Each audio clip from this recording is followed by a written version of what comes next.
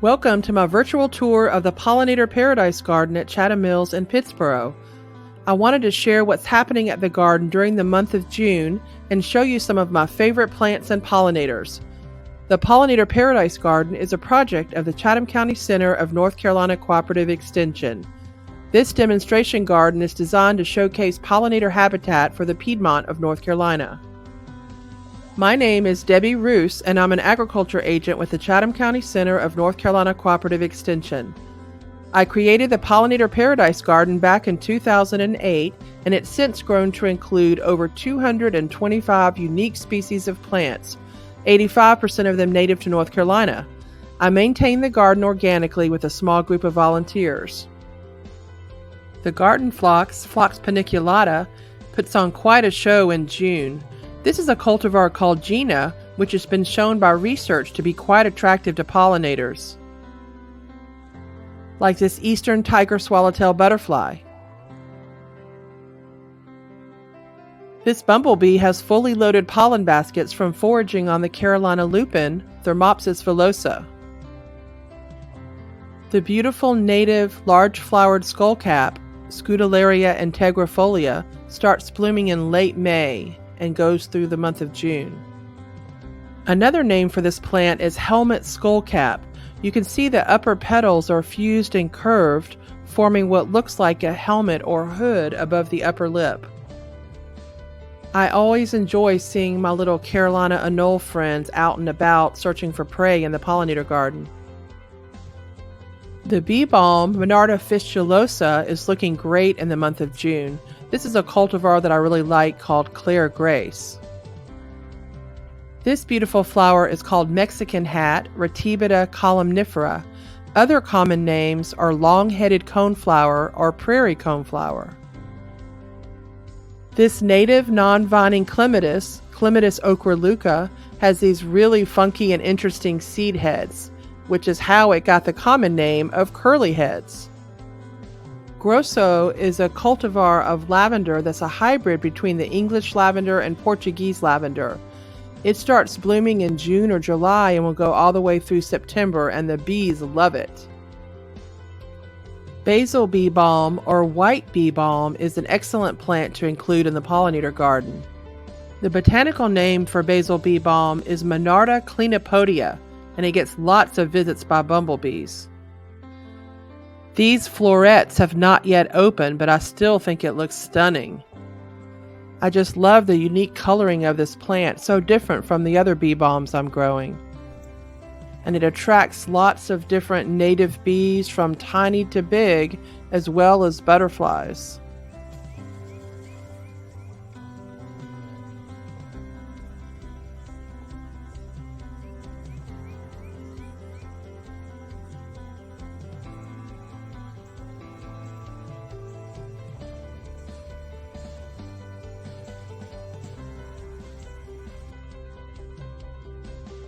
This carpenter bee is tucked behind a garden phlox flower after a rain.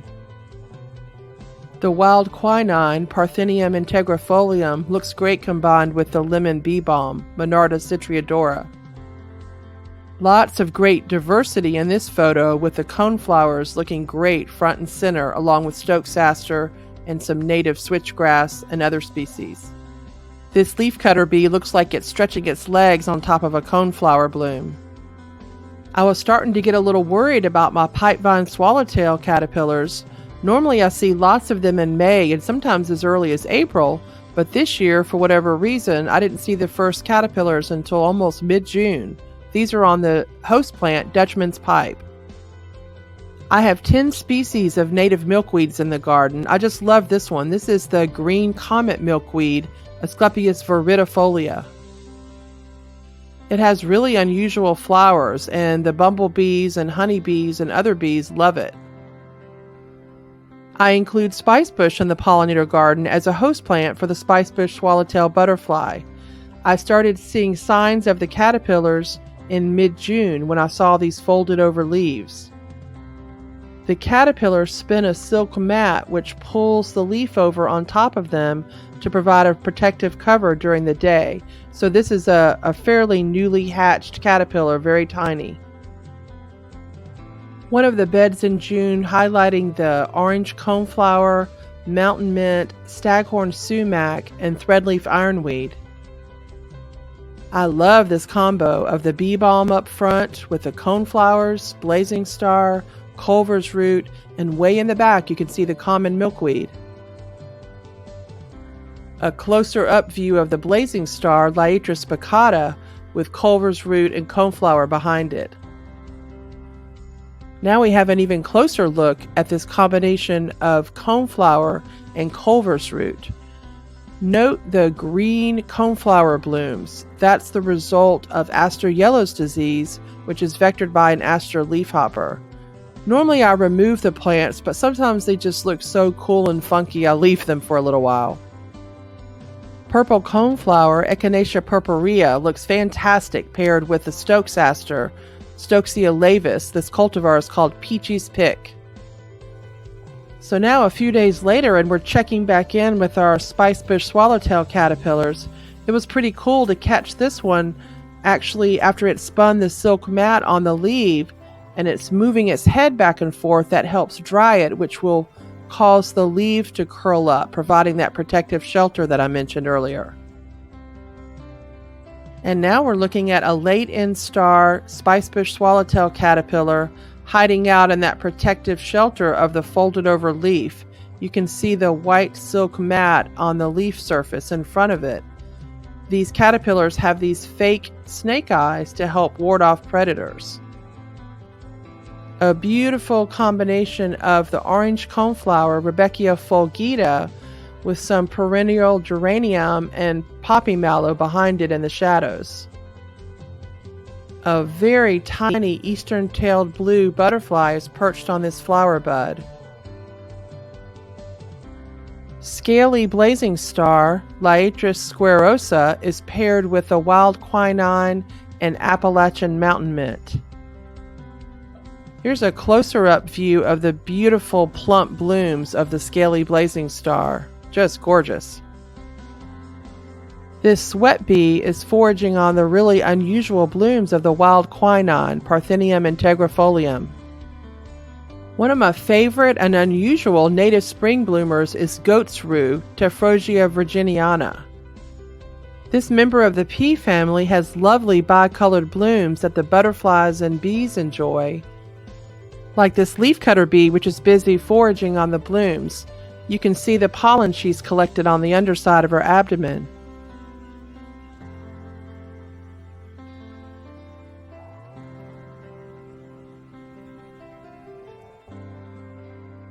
This is a different species of leafcutter bee foraging on the goat's rue. You can see also the seed pods that have developed below the flower cluster. The wonderfully fragrant, robust common milkweed, Asclepias syriaca, is always a sight to behold in bloom. And as you can see, the bees just go gaga over the flowers of common milkweed. I spotted these just hatched helmeted squash bug nymphs on a common milkweed leaf. You can see their beautiful bronze eggs over on the left. Even though they're plant feeders, they don't do any major damage and they're part of the food web, so I just leave them alone. A beautiful view of one of the front beds in the garden showing the orange butterfly weed, the white wild indigo, and the wild quinine. St. John's wort, Hypericum frondosum, is one of my favorite summer shrubs. It looks great paired here with the butterfly weed. The bumblebees and honeybees just love foraging on the St. John's wort flowers. You can't go wrong with this combination of blazing star, coneflowers, and Culver's root. And here's a wider shot of that same bed. The oxeye daisy, Heliopsis helianthoides, gets to be about 4 foot tall in the garden and looks great paired here with the blue star. The blooms of the oxeye daisy enjoy a constant stream of pollinator visitors like this bumblebee.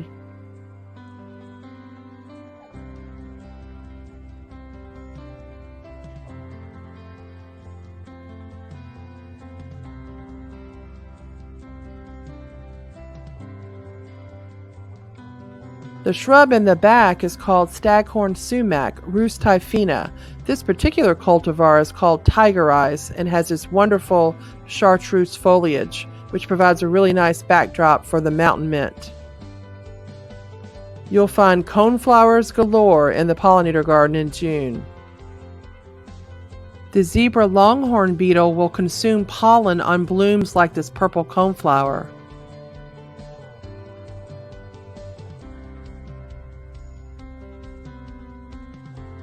I love the textures here of the bee balm paired with the not quite blooming ironweed. This is a sweet combination of the Claire Grace bee balm with the Carolina wild petunia, Ruellia caroliniensis. Apparently, the Carolina wild petunia is a perfect fit for bumblebees, which stick their head all the way in the flower with only their butt sticking out. One of the parking lot islands where the orange coneflower, Rebeckia fulgida, is a showstopper in June.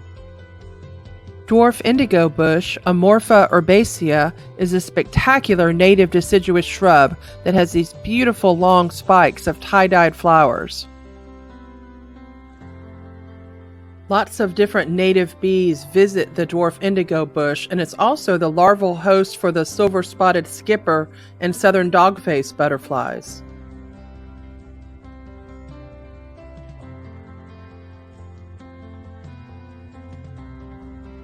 The combination of lavender and bright orange are just really gorgeous, and you can see this bumblebee is really enjoying foraging on the blooms.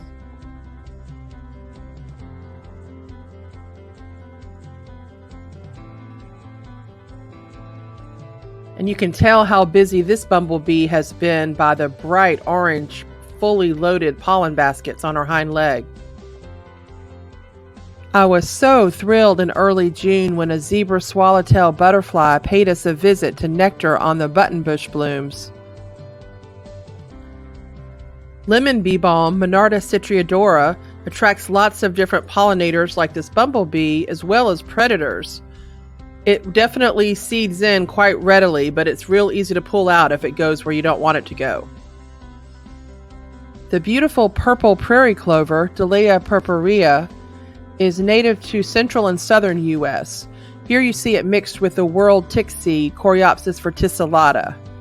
And it's definitely a favorite among all the bees, both honeybees and native bees like this bumblebee.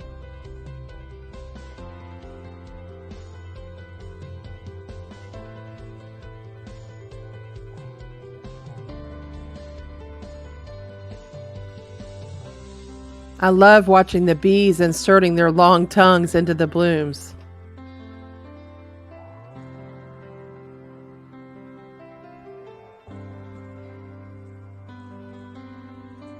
As the bumblebee forages on the flower, she gets covered in pollen, so she's hanging from her front legs while using her other legs to brush all that pollen into the pollen baskets on her hind legs.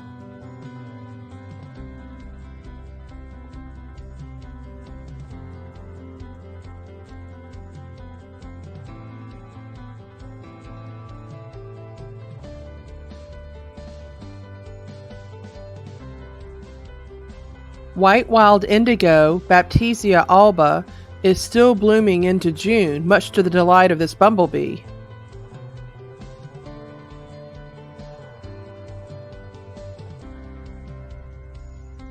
Lots of pollinators are busy foraging on this world tick seed and ornamental oregano.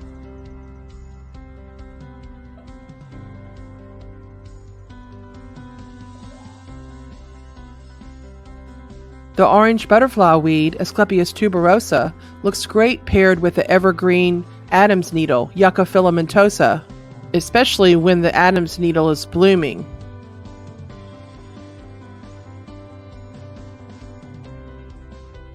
The beautiful Adam's needle blooms are pollinated by moths. The orange pollen in the pollen basket on this bumblebee totally blends in with the butterfly weed bloom. Since it was such a special treat seeing the zebra swallowtail butterfly, I thought I'd leave you with one more clip of her. Thank you for joining me for my virtual garden tour. I hope you've enjoyed it. Don't forget to check out my Pollinator Garden website, where you'll find hundreds of photos and videos, bloom list and plant list, and lots of resources to help you with your pollinator gardening efforts. See you next month.